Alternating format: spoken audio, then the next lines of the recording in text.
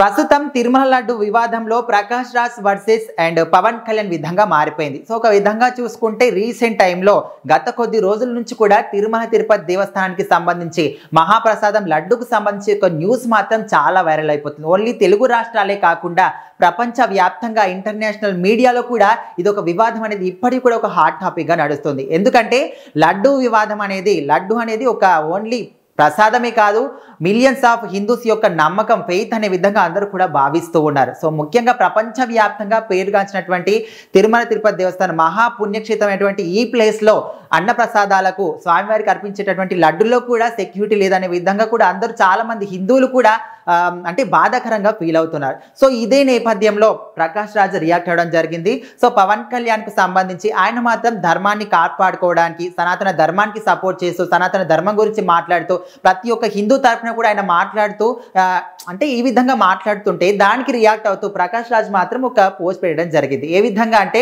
మీరు ఎందుకు ఈ విషయాన్ని, అంటే మీరు ఒక డిప్యూటీ సీఎంగా ఉన్నటువంటి రాష్ట్రంలోని ఇష్యూ కాబట్టి మీరు చూసుకోండి అనే విధంగా కూడా అంటే ఇంతవరకు మాట్లాడితే ఓకే, తర్వాత ఈ విషయాన్ని ఎందుకు ఇంటర్నేషనల్ మీడియా దాకా తీసుకెళ్తున్నారు, ఇప్పటికే మతాలకు సంబంధించిన గొడవలు జరుగుతున్నాయి, మీరు ఆ గొడవలను ఇంకా ఎక్కువ చేయడానికి ఎందుకు ప్రయత్నిస్తున్నారు, అంటే మనుషుల మధ్యలో ఎందుకు భయాందోళనను రేకెచ్చించే విధంగా ఎందుకు ఈ విధంగా చేస్తున్నారు అనే విధంగా ప్రకాష్ రాజ్ మాత్రం చెప్పడం జరిగింది. సో ఒక విధంగా చూసుకుంటే ఓకే, రాష్ట్రానికి డిప్యూటీ సీఎం అన్నారు, ఓకే ఆ వివాదం మీరు చూసుకోండి అనే విధంగా, అంటే ఇక్కడ వరకు ఓకే, కానీ తర్వాత ఇదంతా కూడా ఎందుకు చెప్పడం, మతాల మధ్య గొడవలు చేయడానికి ఇంకా ప్రయత్నిస్తున్నావు, ఇంటర్నేషనల్ మీడియా వరకు ఎందుకు తీసుకెళ్తా, అంటే ఈ విధంగా అదొక ప్రపంచవ్యాప్తంగా ప్రసిద్ధిగాంచినటువంటి దేవాలయం. ప్రతి ఒక్క హిందువులు ఓన్లీ తెలుగు రాష్ట్రాల్లోనే కాదు, ఓన్లీ ఆంధ్రప్రదేశ్లోనే కాదు, ప్రపంచవ్యాప్తంగా కూడా చాలా దేశాల్లో కూడా ఉన్నారు. కాబట్టి అందరికి సంబంధించి అందరికీ పోర్ట్రేట్ అవుతుంది, అందరూ కూడా దీని గురించి మాట్లాడడం కానీ కొట్లాడడం కానీ జరుగుతుంది.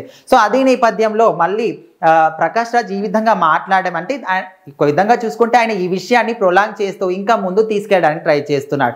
సో ఇదే క్రమంలో చూసుకుంటే రీసెంట్గా మళ్ళీ పవన్ కళ్యాణ్ దానికి మాట్లాడుతూ ఈ విధంగా మాట్లాడారు ప్రకాష్ రాజ్ గారు అనే విధంగా మాట్లాడిన ప్రెస్ మీట్ మాట్లాడినప్పుడు మళ్ళీ దానికి రియాక్ట్ అవుతూ ప్రకాష్ రాజ్ మళ్ళీ ఒక వీడియో పోస్ట్ చేయడం జరిగింది. అంటే పవన్ కళ్యాణ్ గారు, మీ ప్రెస్ మీట్ ఇందాకనే చూశాను, సో చూసిన తర్వాత నేను అంతా విన్నాను, సో మరి అసలు నేను చెప్పింది ఏంటి, మీరు అర్థం చేసుకున్నది ఏంటి, మళ్ళీ దాన్ని తిప్పి ఎందుకు మీరు మాట్లాడుతున్నారు, ఇంకా నేనైతే ప్రజెంట్ ఫారెన్లో షూటింగ్లో ఉన్నాను, 30 తర్వాత నేను వస్తాను, అప్పుడు వచ్చిన తర్వాత మీరు చెప్పిన ప్రతి ఒక్క మాట కూడా నేను సమాధానం చెప్తాననే విధంగా కొంతమేరకు చూసుకుంటే ఎటకారంగా మాట్లాడినట్టు, ఏదో యుద్ధానికి సిద్ధమనే విధంగా మాట్లాడినప్పుడు క్లియర్గా వీడియోలో అర్థమైపోతుంది. ఒక విధంగా చూసుకుంటే ఇదే వివాదంలో కూడా ఒక సినిమా ప్రీ రిలీజ్ ఈవెంట్ అప్పుడు హీరో కార్తీ కూడా ఈ విధంగా, అంటే తన తప్పు ఏం లేకపోయినప్పటికీ అక్కడ యాంకర్ ఒక ప్రశ్న అడిగింది, లడ్డు కావాలా, రెండో లడ్డు కావాలని ఆయన విధంగా కూడా అడిగినప్పుడు తను ఏ విధంగా చెప్పాడంటే ఇది ఒక చాలా సెన్సిటివ్ విషయం, దీని గురించి మనం మాట్లాడొద్దు అనే విధంగా ఒక చిన్న మాట చెప్పాడు అంతే. సో ఆ విషయాన్ని కూడా పవన్ కళ్యాణ్ కూడా కొంచెం మేరకు దాన్ని ప్రొలాంగ్ చేయడం కానీ